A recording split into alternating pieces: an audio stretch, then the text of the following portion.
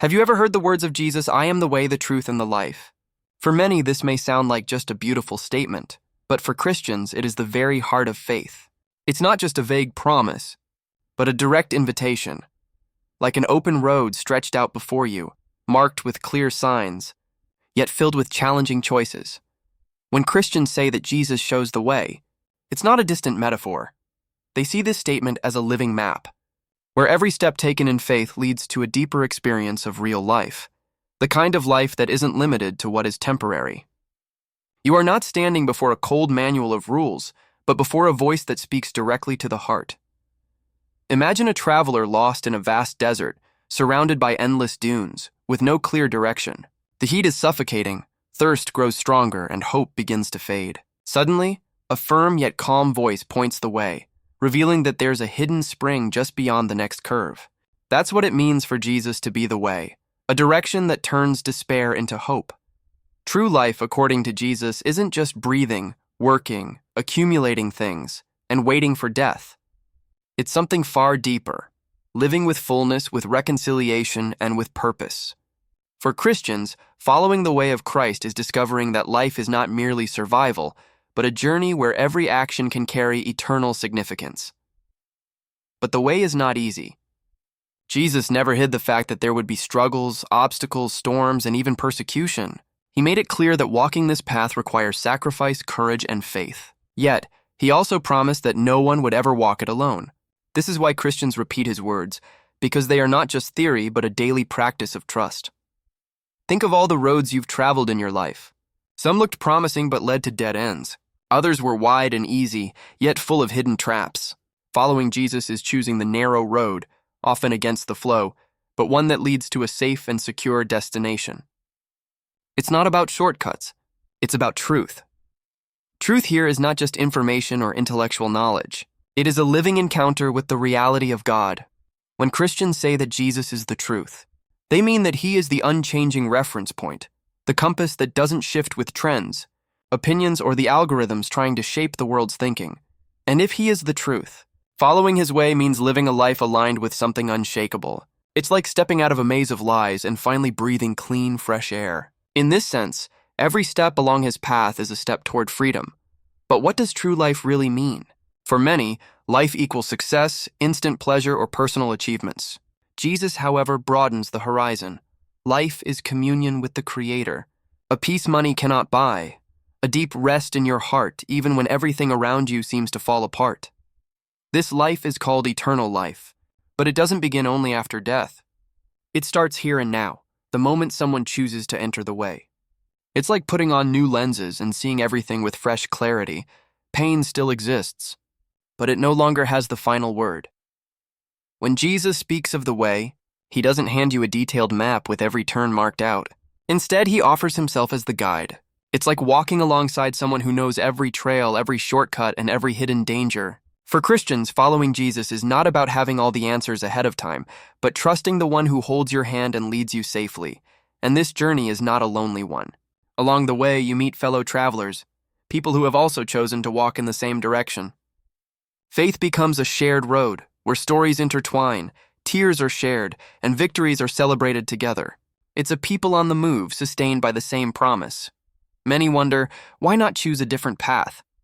There are so many, it's true. The world offers countless roads, each promising happiness, freedom, or power.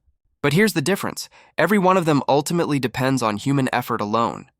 The way of Jesus, on the other hand, is sustained by grace. It's not about you reaching him. It's about him coming to you. Jesus said that the gate leading to life is narrow. This isn't a harsh exclusion, but a clear warning. Most people prefer the wide, easy roads full of distractions. But those roads lead to emptiness. The way of Christ, though narrow, opens up to a landscape of freedom and peace that no broad road can ever offer. Following this path also means learning to carry a cross, not as a destructive burden, but as a symbol of purpose. It means recognizing that there is sacrifice, that life isn't always about immediate pleasure, but about something greater and eternal. And within that, there's beauty. Even wounds can be transformed into testimonies of hope. For Christians, walking with Jesus means discovering that every fall is not the end. Along the way, there is forgiveness. There are fresh starts. There is mercy renewed every morning. It's like walking with the assurance that even when you stumble, the guide will not abandon you. He will lift you up, dust you off, and continue walking beside you. The final destination of this journey is eternal life. Not an abstract idea or a distant dream, but a real place where there will be no more tears, pain, or death. This hope sustains every step, even when the road is exhausting and the horizon feels far away. You might be wondering, how do I enter this way? The answer is simple. It doesn't require payment, achievement, or merit. Jesus himself said, "Whoever believes in me has eternal life." Entering is about trusting, surrendering, taking a step of faith. Through every generation, this invitation has continued to echo. Christians of the past, persecuted, exiled, even killed for their faith, repeated these words because they experienced their truth. They knew the way was not just about reaching heaven someday, but about living in freedom here and now. And now, that same invitation comes to you. When Christians say Jesus shows us the way to true life, they are not just quoting an ancient text. They are sharing something alive, something that pulses with every breath and transforms the very way we exist. Perhaps you've walked many roads to this point. Maybe you've felt the weight of disappointment, emptiness, or unanswered searching. But right before you lies another possibility, the narrow road, guided by a master who doesn't just point the way, but becomes the way himself.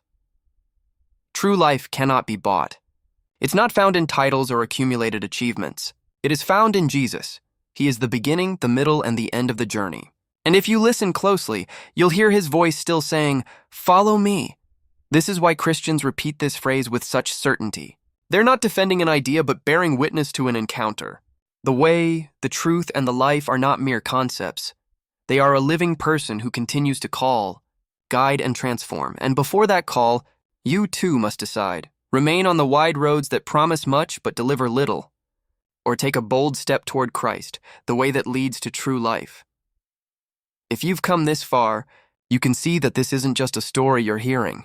It's an invitation, the same one that turned fishermen into apostles, persecutors into preachers, and entire generations into living witnesses of hope. That invitation now echoes for you, and if this message spoke to your heart, don't keep it to yourself. Share this video with someone who also needs to hear about the way that leads to true life. Subscribe to the channel, leave a like, and turn on notifications to continue receiving deep reflections like this one. Together, let's spread the truth that transforms and the hope that never dies.